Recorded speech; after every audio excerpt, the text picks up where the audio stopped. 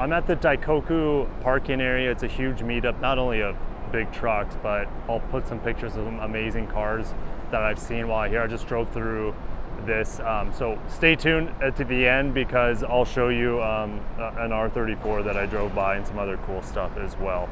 All right, but I am here visiting Nissan down outside of Yokohama. I've been to their headquarters. That's where I picked up this cute Nissan Sakura, which is a fully electric Kei car. And I'm going to tell you what it's like not only to drive a Kei car today, but I'm going to tell you what Nissan's fully electric little mini car is all about as well.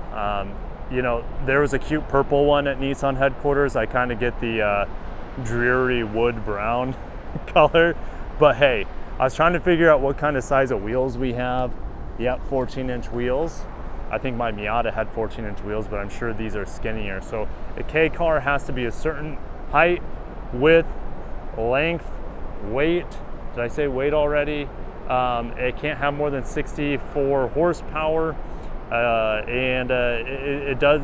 This is a popular car segment in Japan in order to be more affordable, and it's a lower tax bracket. What kind of cargo are we talking about here? All right, well, let's look at the rear. And yes, I'll show you what it's like to charge this here in a little bit.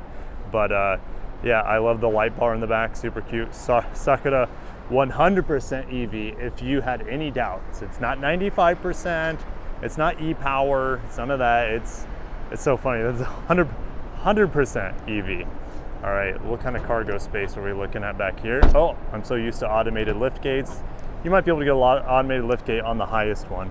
All right, actually decent amount of cargo space, I'm surprised. A little fix-a-flat kit, so as well as a charging cable. That's kind of nifty. If I could fold down the seats and then have a huge box of a vehicle to stuff things in. Pretty fantastic. Let's go ahead and, ooh, different levels of recline. That's really, really handy, okay? These probably need to be about, oh, why is this one stuck? Oh, this slides the feet. Are you kidding me? This slides the seat forward. How cool is that? So you can have more cargo capacity if you need it. Oh my gosh, that's the thing about Kei cars, man. They're so flexible. They make the most of their space, right? Space is at a premium here in Japan, and so they think of really unique ways to maximize the space with their automobiles, of course. A little two-tone here, hard touch, not that big of a surprise. All right, nice cloth seats here in the back, little mats down there, big mat pocket down at the bottom, two at the top. Real roomy, and I think there's a Kei car called the Roomy. Ironically, I got some handles above, a little light back here as well. No vents. That means too small of a car to need AC in the back. I do have a cup holder on each side. Let's go ahead and get into the passenger seat up there and talk about, well, typically this would be the driver's seat in America on the left-hand side. All right, let's go ahead and close this. All right, let's go and start the car. There aren't too many cars I've started from the opposite seat. All right, we get a little startup screen. There we go. Okay. That little speaker talks to you when you turn the car on and off. Okay, I love this dash. Look at the soft touch cloth. I like the little gold accent there. A little glossy black, but it doesn't bother me. This spot right here, it's all touch capacitive, but the auto has been doing a great job. However, I mean, like, it's probably 65 degrees out and cloudy, so the AC does not have to work hard. All right, so I showed you the pop-out cup holder, e-pedal, which is the one pedal, not exactly one pedal driving, but you get regen braking through the accelerator pedal. And then down below you have two little storage spots, as well as a 12-volt down there, okay, like the Sakura mat. And look at this seat, super comfortable seat, and almost a bench style seat, but you know, this is only a 4-seater car. Just keep that in mind. This Kei car is only a 4-seater. I like this real cozy armrest. That is amazing. This is how armrests should be done. Oh, it's a pillow. Okay, let me slide on over to the driver's side, something that this car can afford me because I have this little pass-through here. This car doesn't have navigation, which is fine with me. You just, plug your phone in, and I've been using my Android Auto. through the one USB-C in this car. However, with the 12 volt, you could, you know, plug in some accessory power. Here's the bottom, the glove box, upper glove box, like the vent over there. I didn't mention that. Auto dimming mirror, I think. That's nice. I don't have blind spot monitor here. The steering wheel is plastic. Let's go ahead. Well, and look at this. This is, I just know this is kind of a dummy side. There's no cruise control. I mean, you're in a Kei car. Do you really need it? You're not going to be more than likely driving at long speeds on the highway. There's a little crown crossover. That's what they call it here. In America, for some reason, they call it a sedan. I don't know. Toyota doesn't even know what to call it.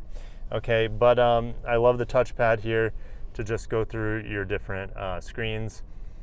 9 kilometers per kilowatt hour. I'm used to miles per kilowatt hour. And it's going down because I'm just sitting here running the AC. Ooh, that Prius has a body kit on it. That's pretty cool. All right, so ooh, rest in peace, Subaru Legacy. It's hard for me to stay focused because this is just a car hotspot. And yeah, this is kind of like the regen area. Another Prius, a new one, 5th gen. This is your drive select, pretty familiar, just P for park. But it's a pretty basic car, you know. We do have some safety here. I don't know exactly what that button does. Maybe it has parking sensors on here or something. But let's go and start driving the super cute, fully 100% electric Nissan Sakura. Nissan Atlas right there, by the way. I just got done driving the Nissan Note Ara, and that was the first time I've ever driven in Japan. So that was an amazing experience. Check out that video. I'm going back to Daikoku, just like I was in the Nissan Note Ara. You can see the Nissan Note Ara to my right. All right, but I'm now, I don't know if I'm gonna make this turn. I am now in what is called, this is the backup camera, is like this little tiny thing in the rear view mirror. Something that we used to see back in the day. Rear view mirror backup cameras. Thank you, Mr. Jun. And we're going on our first maiden voyage in a Kei car. The Nissan Sakura has been out for a couple of years now. This is a fully electric, and it is one of the cutest cars in the world. I did a walk around of this Sakura a couple of years ago at the Japan Mobility Show 2023, and it had just come out at the time. And I was like, man, why can't we have cute, fun stuff? And we still can't get this, right? Safety regulations are the main reason.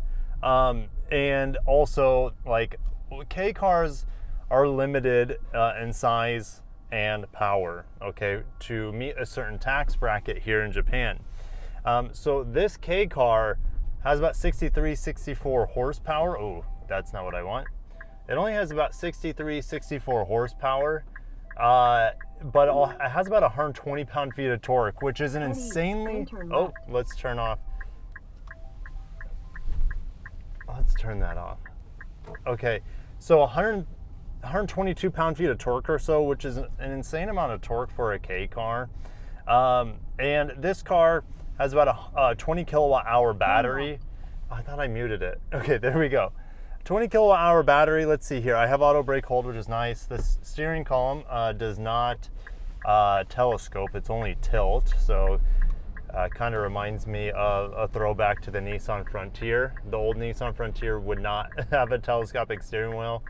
Anyways, so we'll just sit here, wait for the cross traffic to go by of the pedestrians. It's a very narrow car. All Kei cars are very, very narrow. I don't feel small in here. Okay, that guy came out of nowhere.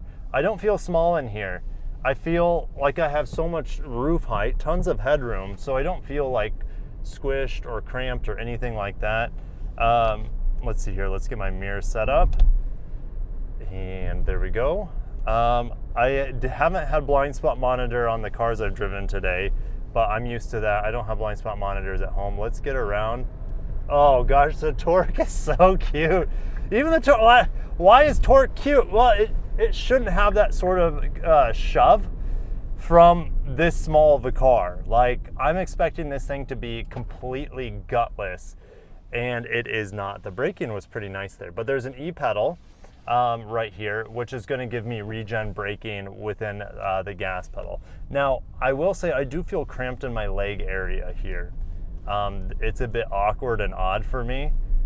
So that is something that I'm going to ding this car for, is like this center column comes into my knee. And let's see here, do I take a left now? No. And I do feel a bit narrow in my legs, even though I have great shoulder room and headroom, my legs are a bit cramped. So if I were to own this car, I would put pads around here, little sticky pads, cushions, in order to, yeah, this car just feels super light as well. Compared to the No Ara I just got out of. So even though it's battery electric, the battery is so small that this thing's very light. Kei cars also have to be under a certain weight, so it can't have too big of a battery with current battery technology. Batteries are heavy as heck, so that's why this thing can't have tons of range. I think it's at about like 180 kilometers, which is about 110 miles of range, which shakes out to be about 5.5 miles per kilowatt hour. So it also gives me a charging time here, and that's pretty cool. So not that much information on this screen compared to the No Ara that I was just in. I know it's a simpler car. The steering, I'm not a big fan of the steering in here. A lot of travel, like no feedback. It's very floaty feeling. Granted, I just came out of a Nismo tuned car. So the steering in that, I wouldn't say was like Civic Type R levels of accuracy and feel, but it was pretty good. The steering here is very, very numb. So I wish like this, I just have no idea what the wheels are doing. Look at the cute Nissan, well, I don't know if you can see it. I'll take a picture of it. The Nissan Rooks in front of us. That is a hybrid, by the way. It says S hybrid. Nissan Rooks just got a redesign, and that was at the Japan Mobility Show. People were all over that thing. The Rooks is a good seller here, but actually the Note that I was driving is the best seller for Nissan here in Japan. All right. Now I've seen a lot of Land Cruisers. You might be saying, Kirk, why are you bringing up Land Cruiser right now? It's completely unrelated.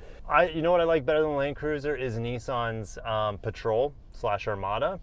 And I'm like, where are they? They're not on the roads. That's right, because Ivan Espinosa at the Japan Mobility Show, Nissan CEO, he is reintroducing the Patrol back into Japan. So you'll start seeing more bigger Nissans available here in the coming year or so. Anyways, this thing, that Rooks looks so ridiculous. So like, I don't know, like soda. It looks like a soda can from the back because it's so tall. I'm sure that's what I look like because I'm also in a Kei car.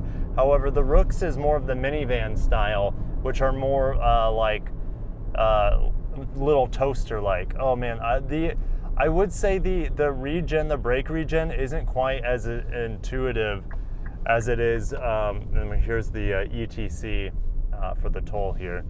It's not quite as natural feeling as it is in the No Ara. Okay, good. Getting back in the pedal. Do I have different drive modes here? I want this pedal to be a little bit more sensitive. Okay, and again, the car I just got out of course, it had double the horsepower. It had about double the torque. But my initial response that I'm getting out of this pedal isn't quite as sharp as I'd like it to be. It's an electric car. It should have like more instant response. And I just don't see any drive modes here. Oh, here we go. It's on my right-hand side. Okay.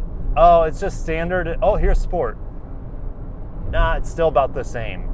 Okay, the pedal's really dulled out. I think I'm being a little too harsh on it. It's dulled out because it just has no power. 64 horsepower is still 64 horsepower. So when I push the pedal down, just nothing happens. It feels, I mean, it's very bizarre to be in a car that when you hit the pedal, nothing happens, because in America, we don't have any new cars that are under 100 horsepower. They're all about 150 horsepower starting out nowadays. So this car is about less than half of the horsepower of a modern car in America. So when you hit the pedal, you get the torque, and it actually I was going downhill, so I was actually picking speed up pretty good there. But you get the response, but it's like a gentle nudge. But one of the benefits here of this electric Kei car compared to other Kei cars, we got to reduce the temperature here. It's too hot in here. And this is all touch panel, which Nissan's been doing more and more touch panel for their cars in the United States. Not the biggest fan, but at least the so-called buttons here are enormous. But yeah, I wanted to get back to what the throttle feels like. Okay, and you'll floor it. You get a little push, a very gentle push, and then it just really slowly picks up power. And it's kind of hard to tell how much power you're picking up, because at least in a gas car, you'll hear the engine working hard. Well, this is just completely silent. A little bit of motor whine, electric motor whine, but not much, all right? So what is it like? Gosh, the steering is just so... Am I taking a right here? I think I'm taking a right. I think. It's always so sketchy around here. All right, let's throw this in the turn.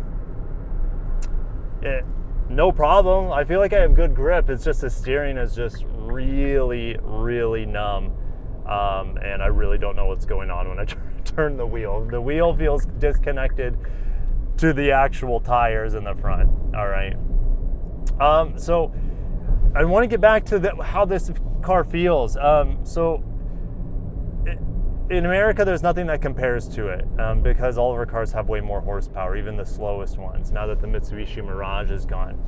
But I ride motorcycles too. I have a Honda Grom. And so the Honda Grom, once you get past like 35, 40 miles an hour, you'll go full throttle. You hear the engine, but you're not really going anywhere because it only has 9 to 10 horsepower.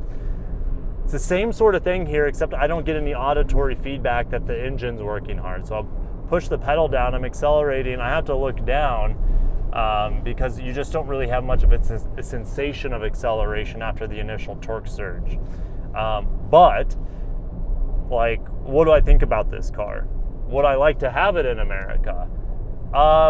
Yeah, I mean, kind of. I think it's a beautiful design. It's really quiet in here. There's very little wind noise. Not that much road noise. Is surprising because these wheels and tires are tiny. You know, this thing probably has a top speed of like 65, 70 miles an hour, and it would take a long time to get there. So, you know, we just don't have any sort of regulation in America to make cars like this viable.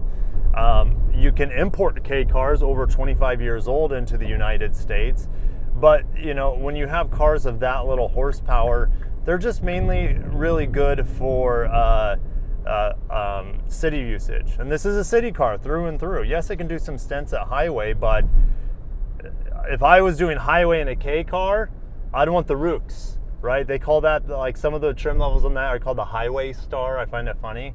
I'd rather be in an L Grand for long highway usage, but the Rooks is just so cutesy. And then you won't have any EV range that you have to worry about. All right. Now, at the Daikoku parking area that we're headed to right now, there is a CHAdeMO charging, which is Japan's standard for charging, but CHAdeMO's really slow. This car does have CHAdeMO on it, and, you know, I have 93% battery, so it's, you know, I'll play with it, but it's not going to hit like peak charging rate. It's going to charge really slow here because I'm already close to 100%. But let's talk about some of the ergonomics here. I like the cup holder here. I have a cup holder down here. That's one more cup holder than I could find in the Nissan No Ara. I love the cloth. The cloth is just so cute in here. The screen, it's a little dim. This is not the same sort of screen, even though it's about the same size that I had. I'm behind a Honda ZR-V, and guess what? It's a hybrid. Honda, why in the heck in the world? Oh, look at the Crown Sport, guys. Oh, man. Some of you will lose your mind because, yeah, Crown Sport is not available in the United States. This guy did not even look crossing the road. You know, I don't blame him. He was probably looking at the Prado here on the right. We don't get the Prado.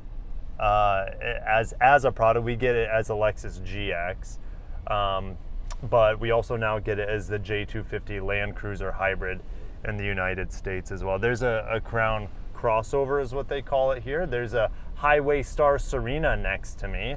Unfortunately, I don't have the time or the availability. Oh, look at this old is this a GTR? Looks like it. Old GTR here.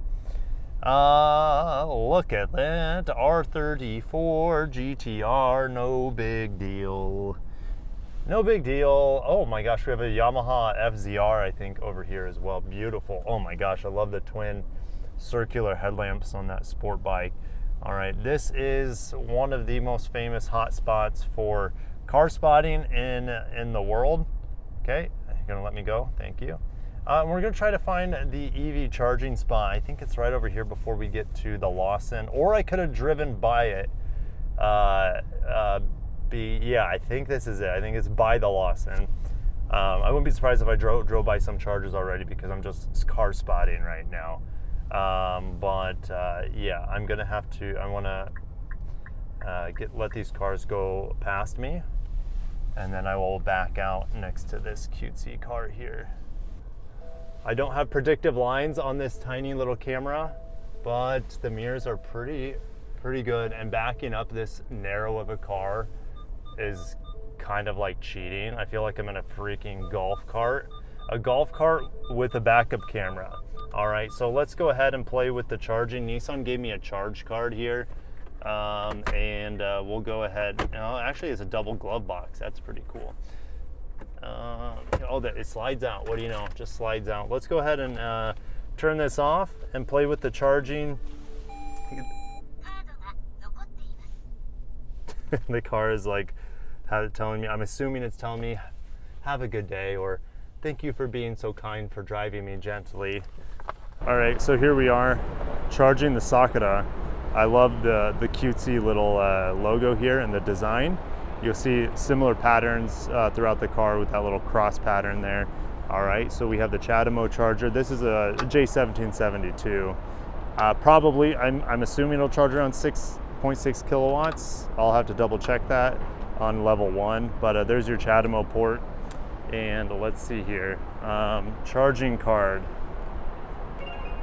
Just got clotheslined by the wire. This plug is huge. It says it's gonna take maybe 30 minutes to charge this. I think that's what it's telling me. I'm not quite sure. Again, now I'm up to 95% battery. So I'm not sure if it's charging or not because this is blinking. All right, here we go. The car wasn't telling me much information that I could find, at least through the center screen. But here we go. It says about 20 minutes left to charge the last 5%, which of course I'm not going to wait 20. I only have about, I don't know, 10 miles to get back to Nissan headquarters. But this is just a quick demonstration of charging a Kei car at Daikoku, which is pretty fun. All right, so let's go ahead and disconnect. Oh, here's a little light here to let me know that we're done. We're done. So ideally, I'd finish out my first impressions of the Daikoku car, well, of the Nissan Sakura at the Daikoku car park. That's, what the heck is that? Toyota Fielder, of course, Toyota Fielder hybrid. That's cool. It's like a Corolla wagon thing, which again, Corolla wagons, forget about it in America, right? When was the last time we saw a Corolla wagon stateside? All right, so I'd love to go back through Daikoku, but the problem is that it's all one way.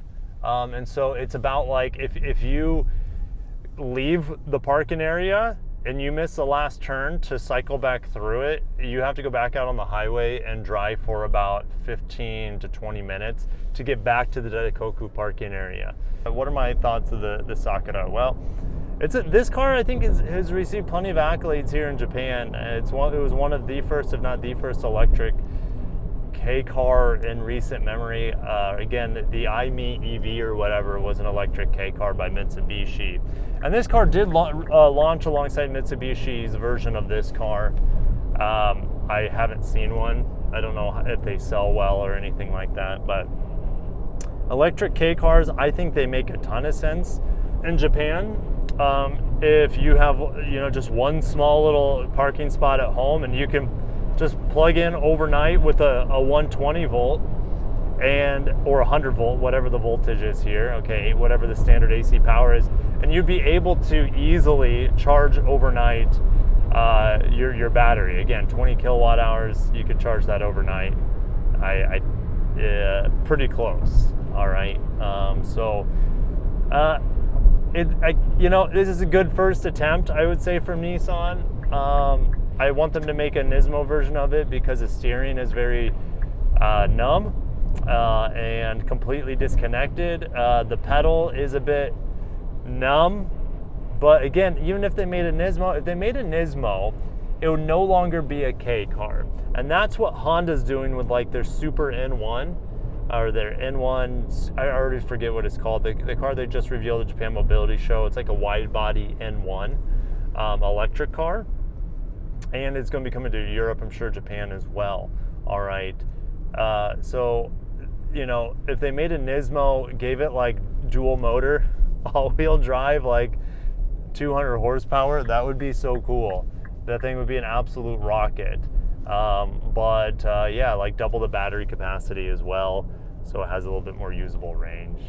Anyways, this car would, I'm looking at it from the performance perspective, and it's not a performance car. So, but it is an extremely practical commuter. If your commute is just in and around the town you live in here in Japan, and you can charge at home overnight, then like this thing would be a slam dunk. I know it's kind of expensive, but you would never have to worry about maintenance other than rotating your tires and swapping out your tires. That's it, honestly. So again, I love the idea. I love the idea of Kei cars in America, but we can get them. They just have to be imported and really old.